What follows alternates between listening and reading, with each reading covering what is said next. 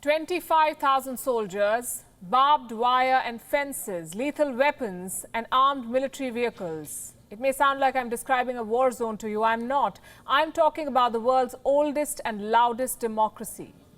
Washington, D.C., the capital of the United States. It looks like a ghost town now. 2 days before the inauguration of a new president, Washington, D.C. is under an emergency. Soldiers are stationed at major intersections. The White House is surrounded by non-scalable fencing. Vehicles are being monitored. There are checkpoints almost everywhere. Streets have been emptied. Extraordinary security measures are in place just to ensure a peaceful transition of power. This is what America has come to. Once a flag bearer of democracy, now a country deploying 25,000 soldiers to ensure a president takes oath without incident. This inauguration will be like no other. Usually thousands of people gather to witness the new president take oath. The ceremony is followed by a parade down the Pennsylvania Avenue with thousands of military personnel participating. Then there is an inaugural ball. This time, none of it will happen. For two reasons: the Wuhan virus, of course, and the Capitol siege. There is a military garrison deployed in Washington on a scale not seen since the Civil War. The FBI has identified more than 200 suspects. They were threatening violence during the inauguration. A shocking video has emerged. This was captured by a reporter on the 6th of January. When the attack on the U.S. Capitol was underway, the mob was literally hunting for American lawmakers. Take a look at this. I want to just get a snap of that. Yeah, I took a picture. Hey, how'd y'all get down there? We're down the stairs. Look here, look. Ted Cruz's objection to the Arizona. This is objection. He was going to sell us out all along. Really? Objection to counting electoral votes of the state of Arizona. Can I get a photo of that? Wait, no, that's Oh, no, that's actually okay. good thing. All right, we're done. I'm pissed. He's with us. He's with us. There's got to be something in here we can use against these scumbags. Quit acting a fool, man. America's a republic. Oh no, this is good stuff. Hey, quit acting a fool. No, this is good. This is all good. This is something's talking about butterflies.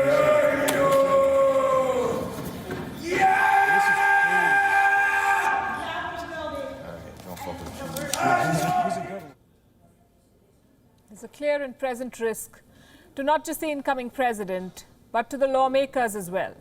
The FBI, Federal Bureau of Investigation, has now begun vetting the soldiers deployed in Washington. They fear an insider attack. And perhaps this was the trigger.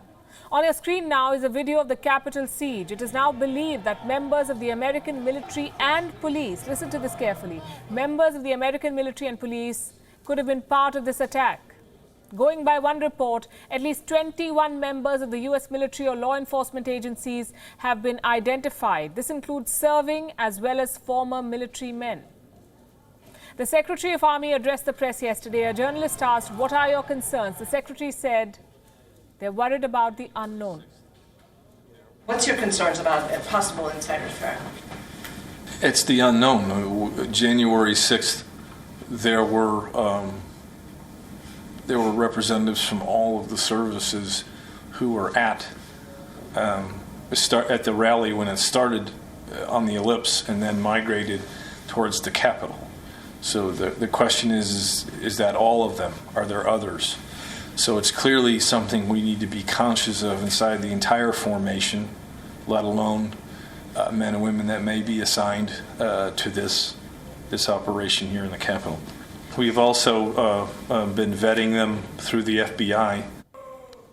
America does not want a repeat of the Capitol siege, which is why they're taking unprecedented measures. U.S. Homeland Security has imposed a lockdown across Washington. Hotels and businesses have scaled up security. Several airlines have stepped up their guard too. The warnings are not just limited to Washington, D.C.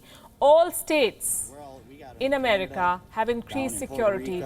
Government buildings across the country are being fortified because in some states, armed protesters and Trump supporters have been gathering outside the state capitals. Thankfully, there was no violence, but they want to leave nothing to chance. They may be able to prevent violence further in Washington, D.C., but this transfer of power will not be called a peaceful one.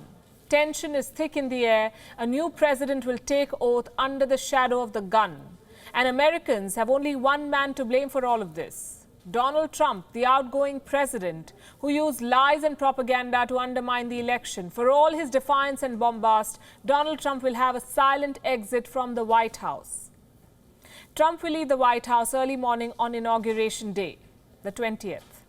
There will be a farewell ceremony at 8 a.m. local time at the Joint Base Andrews Air Base, and from there Trump will leave for Florida. He will not attend the inauguration. Graceful clearly is not his style. Trump will be the first president in 150 years to skip the ceremony and snub his successor. Tomorrow will be Trump's last day in office. He plans to finish some last-minute business. Reports say Trump has been warned against pardoning himself or his immediate family, but he does plan to issue 100 pardons and commutations. 100. The list reportedly includes white-collar criminals and high-profile rappers. On Wednesday, Biden will be inaugurated. So what exactly can we expect on Wednesday? Less of Trump for sure, and not many festivities. President-elect Joe Biden will begin his day with a train journey from Delaware to Washington, D.C., the same route he took for decades while serving in the U.S. Senate. American citizens have been asked not to turn up for this event. Vice President-elect Kamala Harris will take the oath of office, and she will take the oath first, shortly before noon.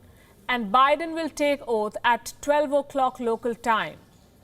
Despite the restrictions, 1,000 guests will be in attendance. Most of them will be lawmakers. After he takes oath, Joe Biden will deliver his inaugural address, a speech where he's expected to lay out the agenda for his administration.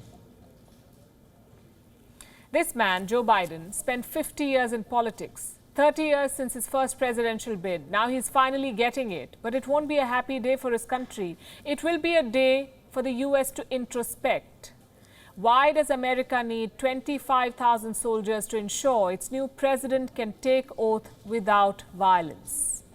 WION is now available in your country. Download the app now and get all the news on the move.